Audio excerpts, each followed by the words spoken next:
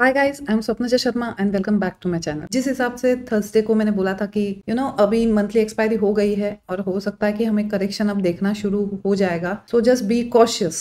तो हमने फ्राइडे को देख लिया, बैंक निफ्टी में जबरदस्त करेक्शन आया, सो इन निफ्टी बट बैंक निफ्टी में थोड़ा सा ज्यादा करेक्शन आया। सो नाउ विल सी कि कल के लिए कौन से लेवल्स निकल के आ रहे हैं। तो as usual will start with Nifty 15 minute time frame. तो बेसिकली निफ्टी एक सेलिंग जोन बना था, इसी के अंदर ही ओपन हुआ और इवेंचुअली वो अच्छा खासा ऊपर जा रहा था। स्पेशली दिस पर्टिकुलर कैंडल, ये इसने एक अच्छा ऊपर की तरफ उसकी क्लोजिंग दी थी 15 मिनट की कैंडल ने। और अगर आपने 2-3 दिन पहले का लाइव देखा हो तो आपको याद होगा कि एक चीज मैंने बोली थी, जब भी कोई ट्रेंड शुरू होता है और इस तरह से डोजी बनती है तो डोजी बेसिकली साइन क्या होता है कि हो सकता है कि ट्रेंड रिवर्सल हो। एंड दिस पर्टिकुलर कैंडल ये डोजी थी और फिर हमेशा ऐसे उसके हाई एंड लोज मार्क करो और जिस तरफ वो टूट जाए, वो हाई टूट जाए तो ऊपर की तरफ जाता है, प्रोबेबिलिटी जाने की ज्यादा होती है। एंड लो अगर टूटता है तो नीचे की तरफ प्रोबेबिलिटी आने की ज्यादा होती है। तो एग्जैक्टली इस डोजी के बाद लो उसने तोड़ दिया and we have seen the nice correction. और वो करेक्शन कहाँ आया? ये सेलिंग जोन के एंड तक अभी आया है। तो हम पहले अभी नए हमारे जोन मार्क करते हैं। So the thing is, Nifty के लिए क्या एक्सपेक्ट कर सकते हैं? अभी फिलहाल जो है ये एक अच्छा खासा सेलिंग जोन है। ये है 26,249 से लेके इस हाई तक पर्टिकुलरली सेलिंग जोन है।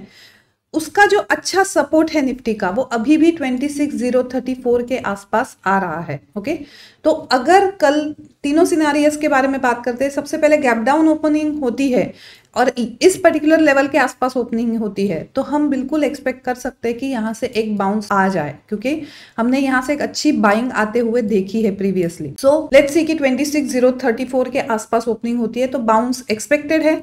इसके नीचे ओपनिंग होती है तो आई ऑलवेज से कि फर्स्ट 15 मिनट तो देखो कि मार्केट कर क्या रहा है। अगर फर्स्ट 15 मिनट की कैंडल ही इस पर्टिकुलर लेवल के ऊपर भी क्लोज होती है तो मार्केट कहीं ना कहीं एटलीस्ट वो गैप फिलअप करने के लिए ऊपर चला जाएगा। ओके, बाइंग जोन जो इफेक्टिव बाइंग जोन है वो ये है 25,892 के अराउंड है।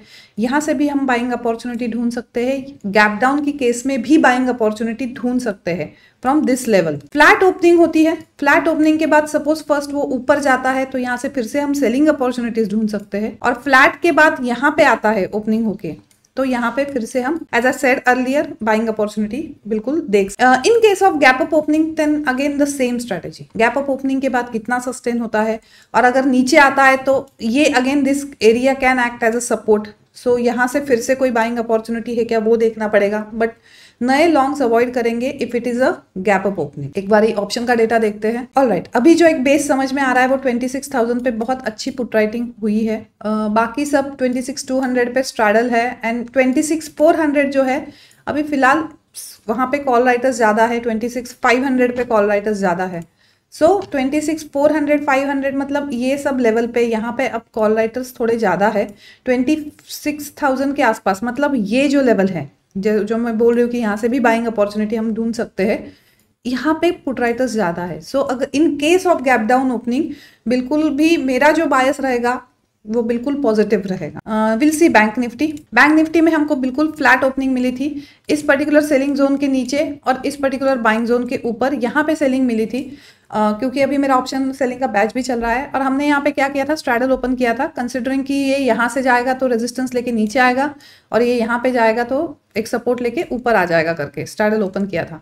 एंड इवेंचुअली वो यहाँ से डायरेक्शनल बन गया और इस बाइंग जोन को भी मतलब कोई रिस्पेक्ट नहीं दिखाया और सीधा नेक्स्ट बाइंग जोन तक यहाँ पे आ गया था। सो इसलिए हमने फिर हमारी पुट साइड आधी कर ली थी स्ट्रैडल की तो और बहुत अच्छा प्रॉफिट लेके बाहर आए थे उस दिन। सो द थिंग इज कि बैंक निफ्टी में बहुत अच्छा एक रिट्रेसमेंट आई हुई है।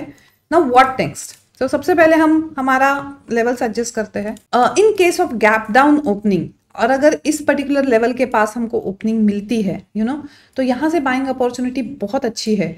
अगर यहाँ पे कहीं गैप डाउन ओपनिंग होती है कल तो फर्स्ट 15 मिनट की कैंडल देखो, अगर इस बाइंग जोन के ऊपर फिर से क्लोज होती है तो हम ये वाला हाई जो है फिर से एक बारी आता हुआ देख सकते हैं। Okay, in case of flat opening मतलब फ्लैट इट मीन्स कि ये जो अब एक स्विंग पॉइंट है इसके नीचे और इसके ऊपर हो सकता है यहाँ पे थोड़ा सा वो कंसोलिडेट करे, उसके बाद फिर ट्रेड लेना आसान हो जाएगा।